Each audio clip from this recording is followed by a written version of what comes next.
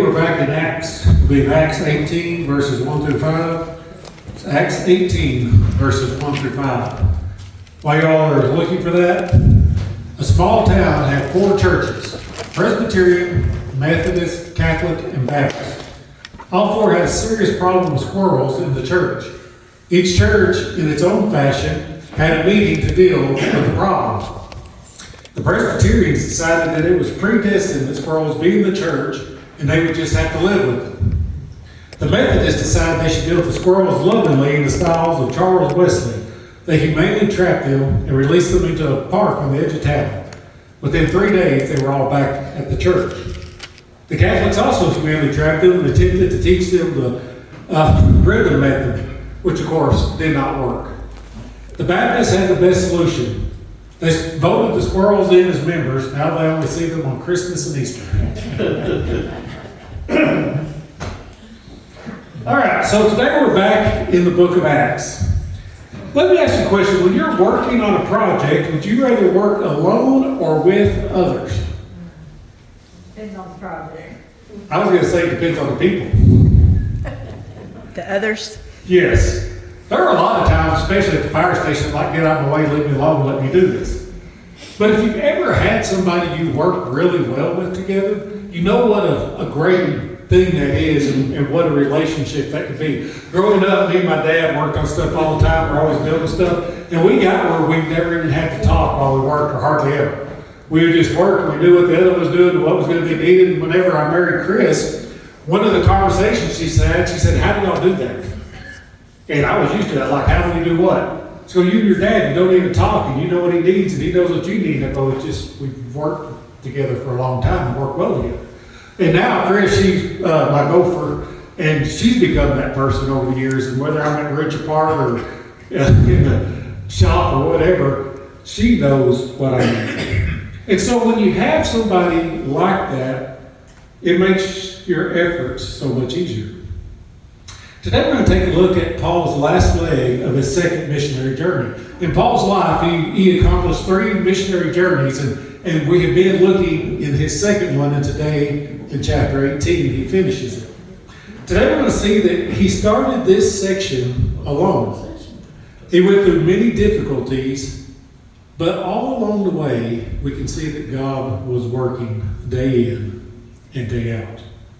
So let's go ahead and read Acts 18, 1 through 5. It says, after these things, he left Athens and went to Corinth. And he found a Jew named Aquila, a native of Pontus, having recently come from Italy with his wife Priscilla, because Claudius had commanded all the Jews to leave Rome. He came to them, and because he was of the same trade, he stayed with them. And they were working, for by trade they were tent makers.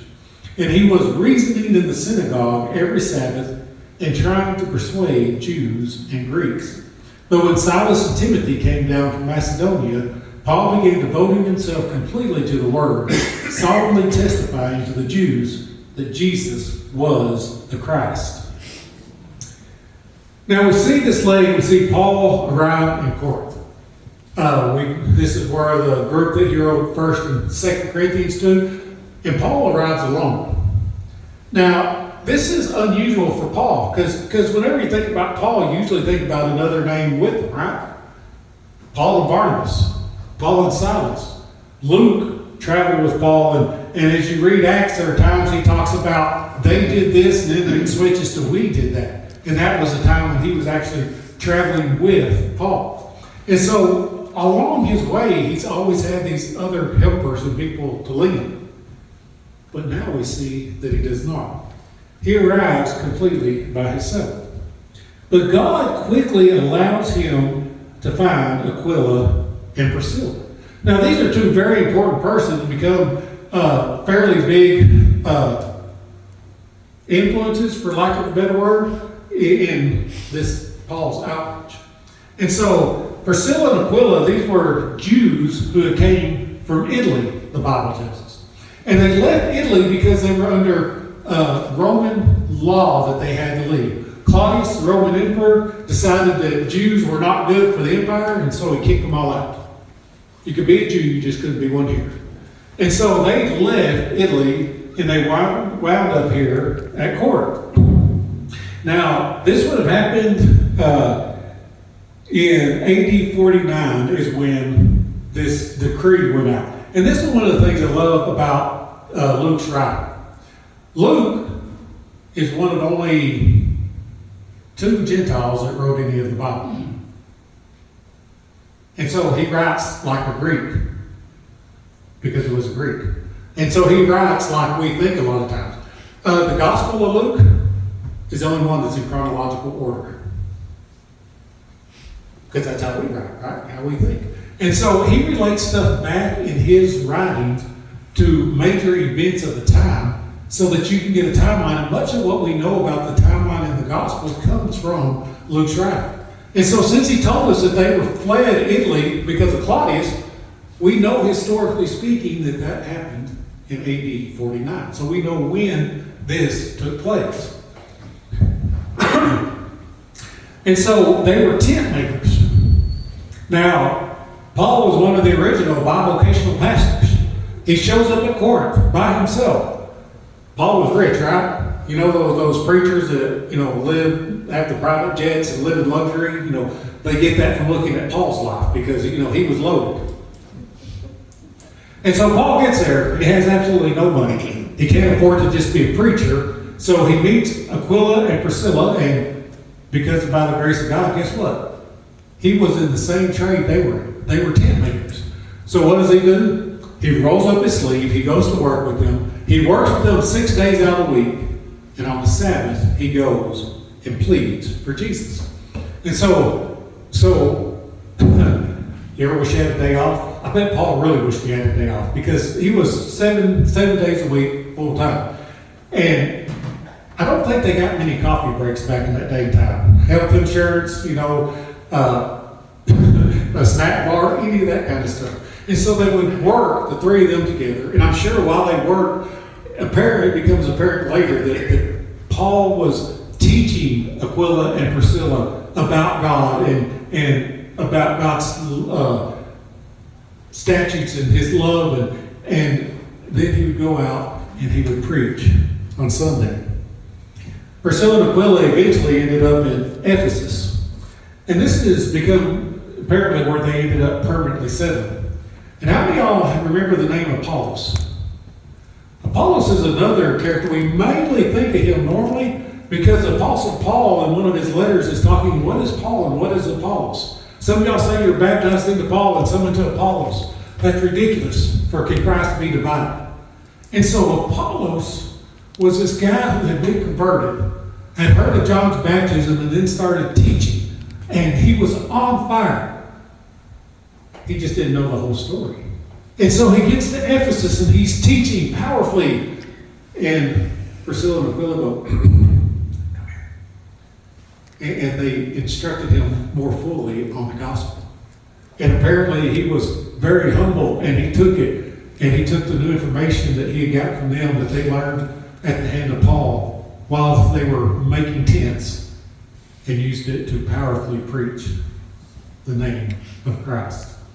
It's beautiful the way God weaves the fabric of our life together. I bet you Priscilla and Aquila never figured out or never thought whenever they started making tents that someday that was going to enable them to get the best seminary degree ever in the history of the church. I mean, short of getting to be with Jesus in his 3.5-year ministry, what other person would you like to sit at their elbow and be taught? I tell you, if Paul's here, I ain't saying a word, I'm listening. And they got to do that day in and day out because God, in his providence, had allowed them to be tent makers in the Apostle Paul as well. So eventually, Paul's friends show up. Silas and Timothy. Silas was his partner that he had after he and Barnabas split ways. And Timothy was the young pastor whom he converted, whom he had circumcised and wrote the books 1st and 2nd Timothy to. Who he was his son in the faith, is what it's called. My mentor in the faith, my wife's Uncle Jim, he had what he called a Timothy program. And so whenever we first got married and he was talking to me and he was convinced I needed to be a preacher from the first time he saw me. And I remember when I got in the fire department, I told him, hey, I got a job at the fire department. He goes, congratulations, you're putting out the wrong fires. And so when I did feel like I was called to the ministry, he goes, great. He said, I'd like to mentor you. I said, sure, because I have no idea what I'm doing. And he goes to his shelf and he pulls out a whole packet. He goes, this is your Timothy packet. And he was going to be my Paul. And it had guides and books and things I still use to this day. And one of the biggest blessings of my life. And so this was who Timothy was to Paul. Paul had converted him, had taught him to be a pastor, and then he was a fellow minister with Paul. And so he got his support system back. Not only did was Silas and Timothy a support, but they also brought financial aid. The churches had taken up an offering to Paul, and they sent it by Silas and Timothy. And so whenever they got there, Paul could just focus on his calling. They were able to take up the financial end of it, and he was able to just go preach full time. And that's what he did. And so he went about preaching each and every day after that. Now, Corinth was a pretty unique town. Corinth was a cesspool of sin. Las Vegas ain't got nothing on Corinth. So Corinth, the kind of center feature of Corinth, the thing like if you went to New York, you'd want to see the Empire State Building. It was the thing that everybody talked about. In Corinth, it was the Temple of Diana. And this was the center of pagan worship here. Matter of fact, whenever Paul's writing his letter to the Corinthians, in 1 Corinthians is where we get the term carnal Christian, because this city was so gross, for lack of a better word. It really was. I can't even talk to you about some of the stuff that went on there, not from up here, in mixed conversation. And so this was the problem that Paul was dealing with, was at Corinth, was all these fleshly sins that was so common and had creeped into the church. In this Temple of Diana, there were something like 400 temple prostitutes there. And it was this huge structure. Whenever you think of Greek gods and goddesses and their temples with the big columns and stuff, that's exactly what this was. And it was something like 300 or almost 300 foot long and like 200 foot wide with all these huge marble columns. And they would have all these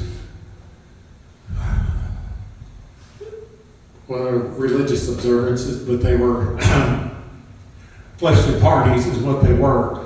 And this was part of the worship. And like I said, they had like 400 temple prostitutes. And so this was where Paul was trying to minister. Talk about an uphill battle, huh? There's lots of places I think it'd be pretty cool to be a pastor. I would never rule out Hawaii. The Rockies might be nice. I really wouldn't want to be downtown Las Vegas, although there's plenty of field there. It seems like it would be difficult, but that was nothing compared to what Paul and them were doing in Corinth.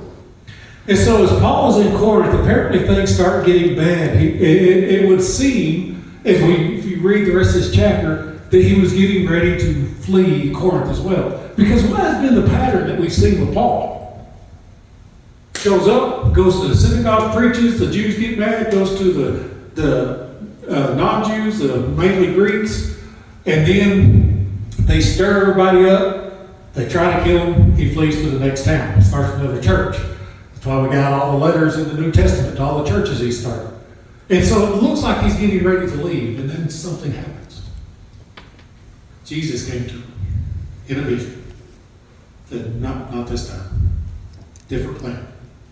Don't be afraid. Matter of fact, the verses that I read earlier, he said, do not be afraid any longer, but go on speaking, and do not be silent. For I am with you, and no man will attack you in order to harm you, for I have many people in this city. And so suddenly, Paul doesn't have to worry about running, right? He just got assurance from God himself.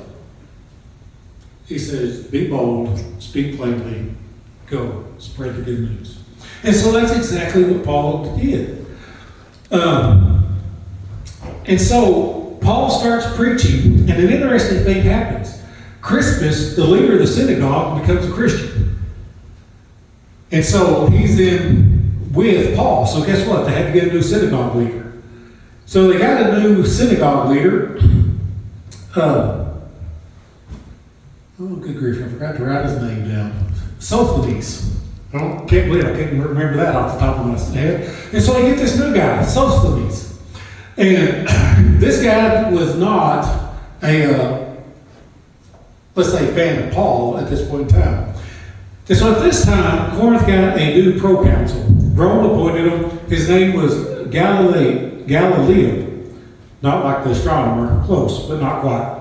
And this guy, he came from some very well-known people. How many of y'all have heard of the Stoic Seneca? If you ever know anybody who's into Stoic philosophy, they still read his books today. His father was Seneca, who was a famous Roman politician. His brother was Stoic Seneca, who people still read his works today. He tutored Nero. Now there's something you want on your resume. Hey, you know that really crazy guy that killed all the people? Yeah, I taught him. His nephew was a very famous poet that's still talked about today. And so he comes from this lineage. And so you look at this and go, oh, he's probably crazy too. He'd probably be the worst person in the world to get this proconsul. But interestingly enough, according to Ryrie,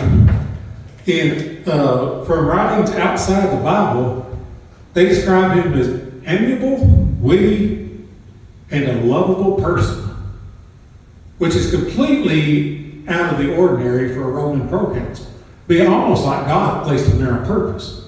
And so the Jews with this new proconsul see Paul and they think it's their opportunity. So they go, they take Paul, they drag him to trial in front of this Galileo, and Galileo goes, I don't care. This is about religion, not the law. And he goes, I'm not going to issue a verdict. And Paul was ready. He was ready to mount his defense, but before he could say a word in his own defense, God had already settled the case. You know what happened next?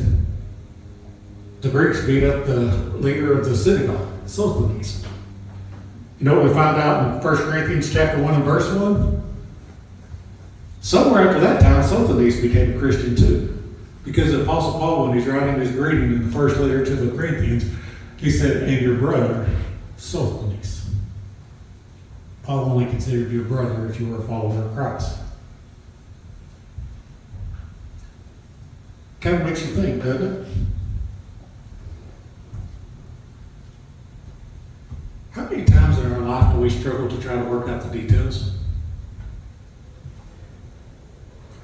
How many of y'all go to God with a plan? God, I got this 47-point plan for you.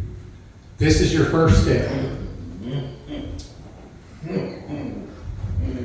What an ending to an amazing missionary journey. God always had a plan. Was it the same plan Paul had? No. Paul was going to run. Paul, when he got put on trial, was getting ready to mount his defense. All reasonable things. But it's not the plan of God. I love reading the Bible, especially as plainly as it talks about our heroes of the faith. Because you can see that this that happened was nothing because of Paul. It was because of God weaving the fabric behind the scenes. Chris's Uncle Jim, he pastored at a lot of different churches, and by the time I met him, he was retired. Of course, he said you never retired as a pastor, so he wouldn't call himself a retired pastor. He said, I'm just a retarded pastor because I'm getting old. And so, but one of the churches he was at was a rather large church, and he was talking about the growth and everything. I said, man, that's amazing that you were able to do that. And he laughed at me. At the time, I thought it was rude, but I completely understand it now. He goes, it had nothing to do with me. He said, I was the same pastor that was at the small churches that didn't grow. Said, I just happened to be there when God walked by. Paul just happened to be there when God was moving. The difference between Corinth and Berea or Ephesus or Thessalonica had nothing to do with Paul and had everything to do with God. In our own lives, as we set about trying to be faithful to God, we need to be reminded not to judge our successes or failures with human eyes. How many of y'all have ever felt like you were called to do something, you tried to do it and fell flat on your face, and you're like, oh, I misheard God. That couldn't have been His will. Maybe, maybe not. We need to make sure that we don't give ourselves too much blame or too much credit. How many of y'all can thwart God's plan? Go, God, I know this is what you wanted to do, but it ain't gonna happen. Big mistake. But how many times do we go, man, I messed that up. God wanted to do so much stuff and I messed it up. Did you? Did you thwart God's plan? We need to be careful how much blame we give ourselves. On the other side, we need to make sure that we're not giving ourselves the credit. See how many people responded? I got 47 likes on my Facebook post. My Bible verse.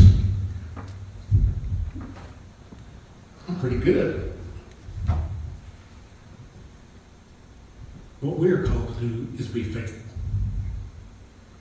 The rest is up to God.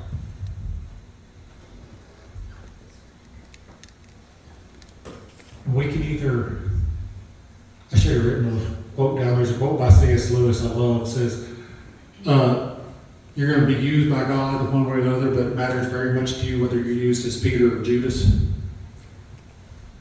And so, we all have a part to play in God's plan, and we want to be faithful so that we're playing the correct part. But as Apostle Paul said, our only job is to plant. God is the one that waters and causes the growth. So next time you feel like God's calling you to do something, maybe visit somebody or share the gospel with somebody, you think, I can't do that. What if I mess it up? Can you thwart God's plans? Is it up to you to save them? Or is it just up to you to be faithful to what God's called you to do? I can't teach a class. I'm going to mess it up. You're not that important. Believe it or not, God's not sitting there going, man, I hope Benny doesn't knock me off track today. God's got it. On my best day or my worst day, how much of God y'all get has nothing to do with me. Funny story, true story. I always know when I preach a bad sermon. You know how?